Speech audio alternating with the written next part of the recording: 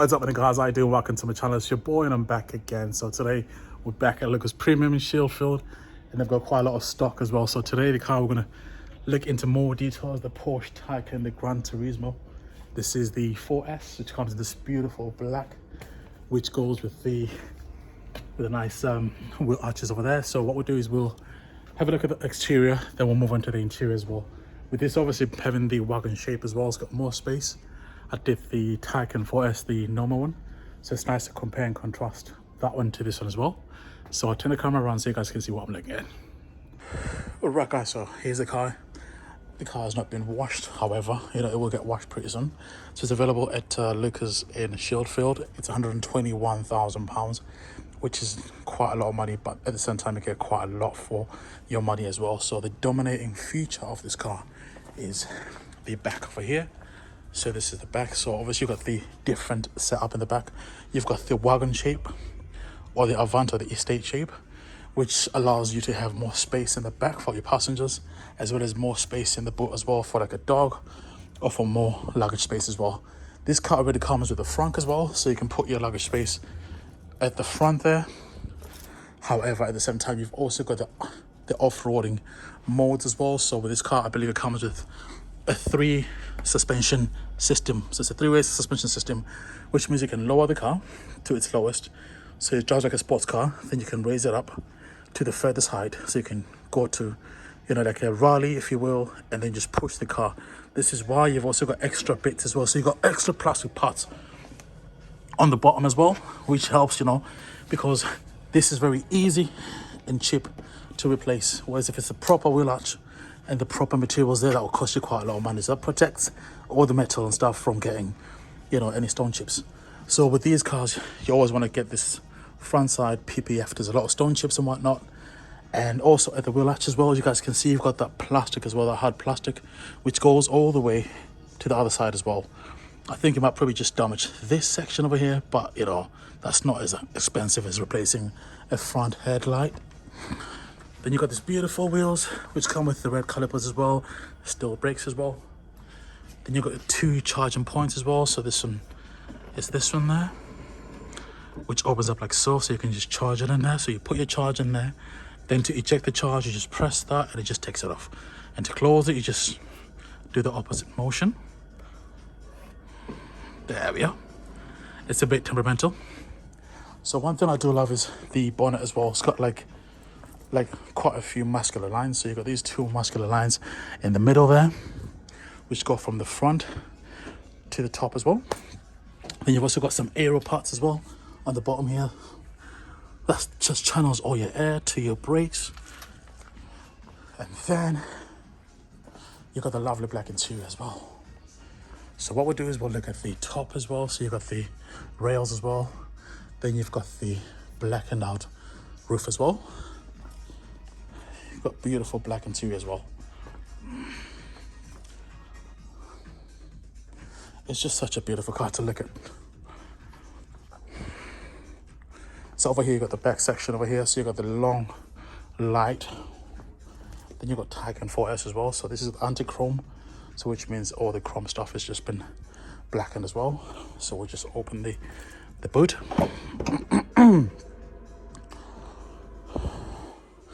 So that's your charging over there. It's got decent space as well.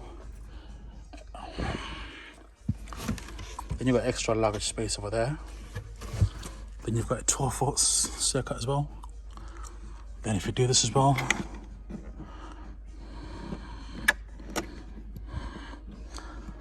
you can hang things on there. Very nice. As we come back as well.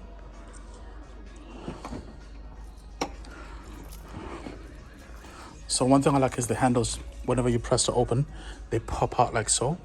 They're just ready for you just to open them.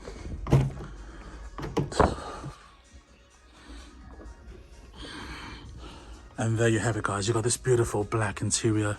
So you've got the black buttons over there with the white. And then you've got the smooth leather. I think one thing I'm probably disappointed by is the leather at the top there does look a bit cheap. Then you've got this handle as well, which is tucked away nicely. Then you got this Bose system as well.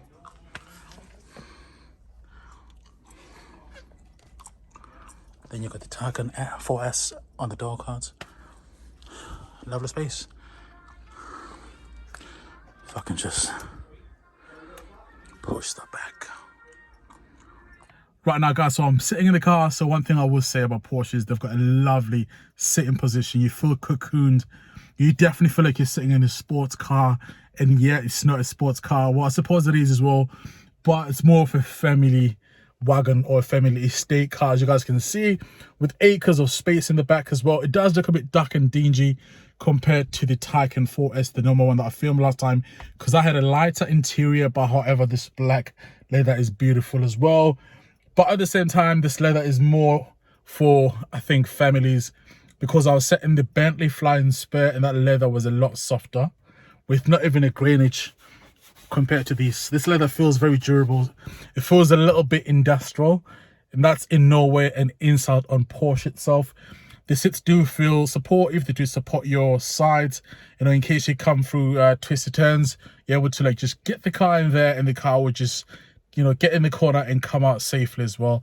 This car has got a very tricky suspension. So it's got, I think, air suspension, which you have to spec. And once you spec that as well, it's also got the Porsche dynamic, what's it called? Chassis control. That's it. Yeah.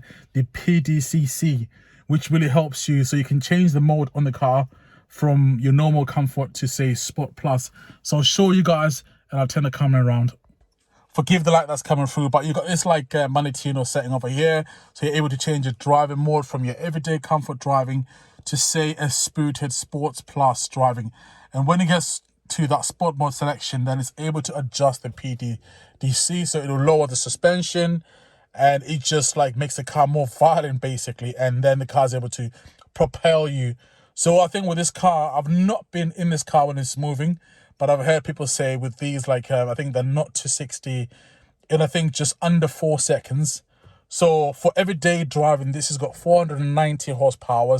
And then it's got overboost. So if I was to put it on launch control right now, I think it'll give me over 570 horsepower. So you get that initial boost. So it just propels you.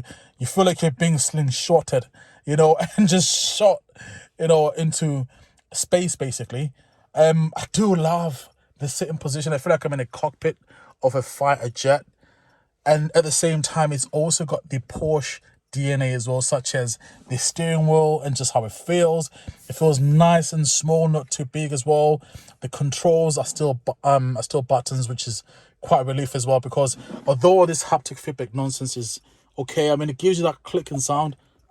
You know, it does sort of click as well, so you're able to mess with the air condition if you want to, and this, that, and the other. But at the same time, you know, I prefer buttons as well. And at least they've kept this as buttons. I've seen like Mercedes-Benz and BMW with the steering wheel, they're now doing the haptic feedback. And when you're driving, you just want to feel the buttons, you know, and then you know what you're doing. So yeah, I think the only problem I think with this car is it's just got black interior, and they've also tinted the top as well, the glass as well, into that dark shade as well, which is not a good thing. I think for me, I think I'd rather spec this car with maybe like a normal sunroof, or either like a pan. I wish I had like a pan sunroof which also slides out, a tilting and sliding out. But I think because of aerodynamic and trying to make this car as, you know, as aero as possible, you know, as just slippery as possible, they've took that option out. So this car comes with quite a few options. So you've also got the Porsche chronograph package. So you've got the clock as well on there. Then you've also got obviously your blacked out details outside. So this car has been de-chromed. It's got the black pack as well. I would have loved maybe say if the stitching on the seat belts was maybe like a different color, or if maybe they'd spec'd the car at least maybe with maybe, I don't know, like extra different stitching. There's just something lacking with this interior. I prefer the lighter interior. Probably like say like the red and the black, or either like the creamish, almost champagne interior with maybe a bit of black as well. This is just rather a bit too dark for me. So this does have ambient control lights. It's got the system on here, the ambient control system, so it allows you to, like, you know, choose amongst different colors. So what we'll do is we'll go in the back, and then we'll just look at the space in the back and just talk about that space as well, guys. But yeah, so far the interior is lovely. Beautiful. I'll ask the guys to turn the car for me just so you guys can see it. This car's getting sold. It's not been cleaned yet, guys, so apologies for maybe things that you might see that I'll try not involve in the camera. You've also got this as well. That's for your cup holder. Then you've also got the center control, or the center arm, which opens up like that. So you've got this section over here for your phone. So you just pull that, put your phone in there. It will charge it up as well. You've also got some 12-volt sockets in there. You've also got a USB-C and a USB port as well in there. And as you guys can see, like the space in the back as well is just quite a lot. So I'll just jump in the back and then we'll just talk about the car from the back, guys. Right, guys, so I'm sat in the back here and I'm 6 foot tall again. So I've pushed the front chair a little bit forward a little bit. So this chair over here is a little bit further back. So I cannot sit behind myself. So any 6 foot tall plus adults will not fit in the back properly. I mean, you've got enough headroom, to be fair. I've got enough headroom. You know, I've got about that much headroom. However, if you look at my leg room, don't mind the belly. Squeeze it in. So that's my leg space over there. So if I'm sitting behind someone who's maybe say 5'7", 5'8", then that's okay. But someone who's 6 foot tall, but I mean, even I could push my chair a little bit forward as well. Or let me be fair, I'll probably say this has got as much space as an Audi A4, a normal regular size Audi A4 / BMW 4 Series and C-Class. So that's got exactly the same space. Even though this has got a sloping roof, it's not as sloping as the Taycan.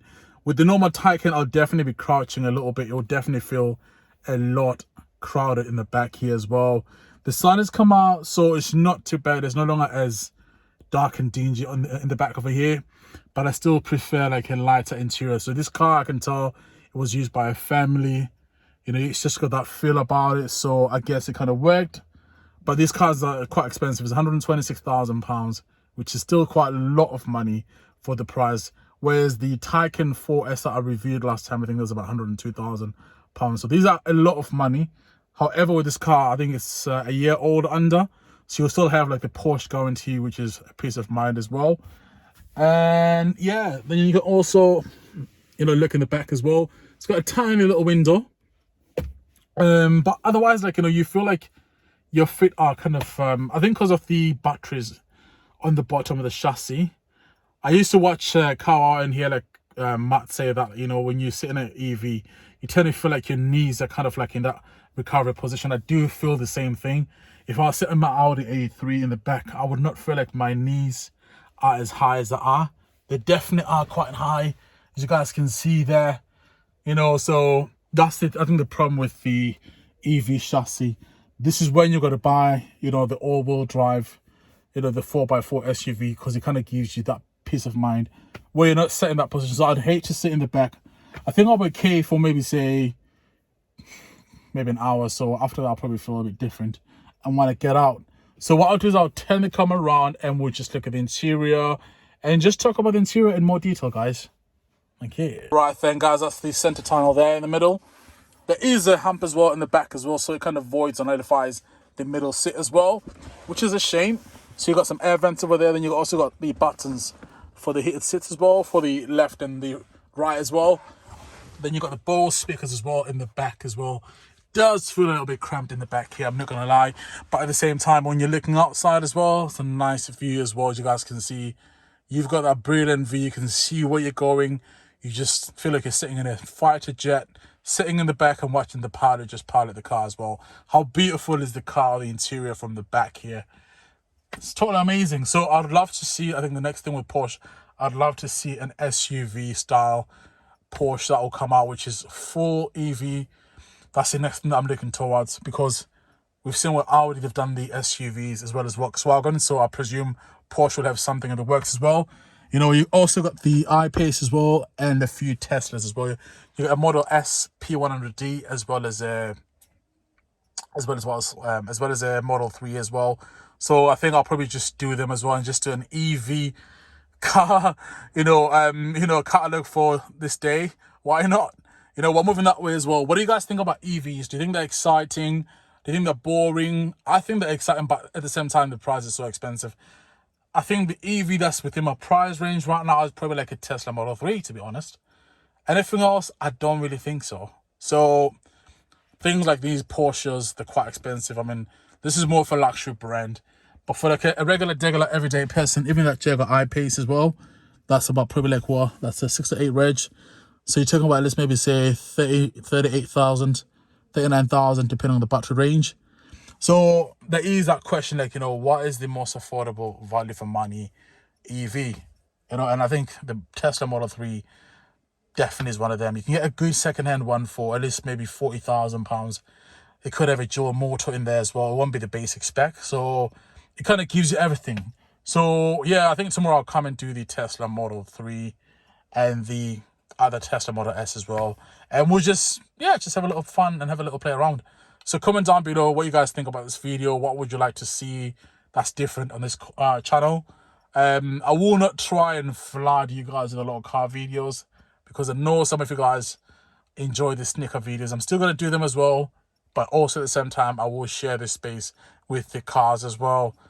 And yes, guys, that brings me to the end of the video. Thanks for watching. Make sure you guys like, share, subscribe, and I will see you soon.